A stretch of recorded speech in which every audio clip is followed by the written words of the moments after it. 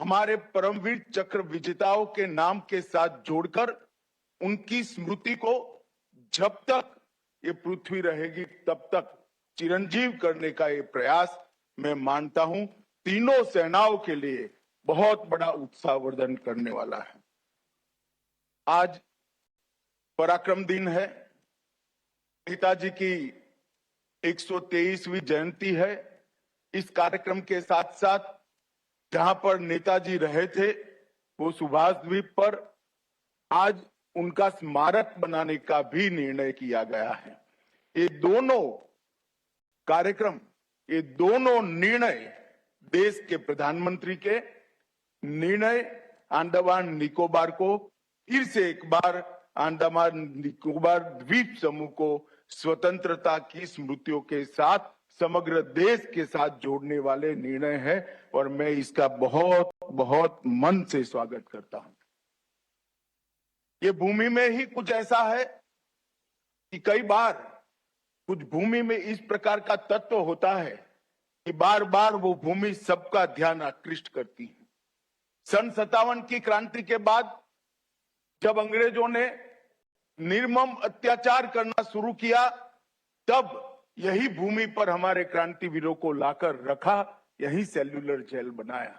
उस वक्त हजारों निश्वास के साथ इस यातनाओं को सहन करने वाले हमारे स्वतंत्रता वीरों को इसी भूमि ने मां बनकर सांत्वना देने का काम किया। और आज मेरे जैसे कई लोग ऐसा मानते हैं ये सेल्यूलर जेल नहीं है, आजादी के लड़ाई का ये बहुत बड़ा तीर्थ स्थान है।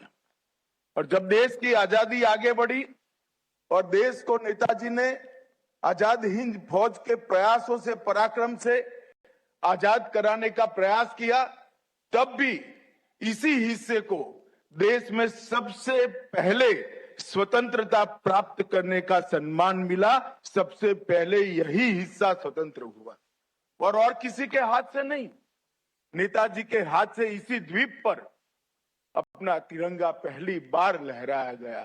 तो अंडमान निकोबार द्वीप समूह अपने आप में पहले से ही सेल्यूलर जेल के कारण आजादी का तीर्थ स्थान बना हुआ था।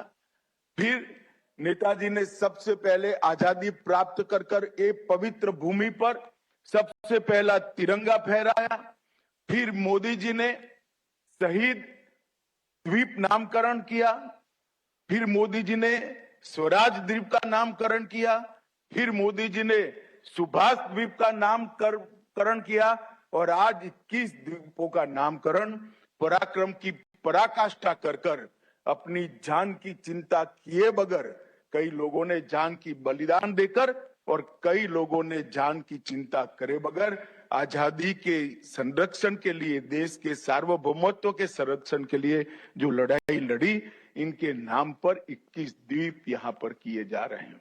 मैं मानता हूं Mr. Modi and Amit Shah paying tribute to Netaji Subhash Chandra Bose on his 126th birth anniversary. Prime Minister unveils Netaji Memorial as well to be built on Netaji Subhash Chandra Bose Dweep. 21 Andaman and Nicobar Islands also being named.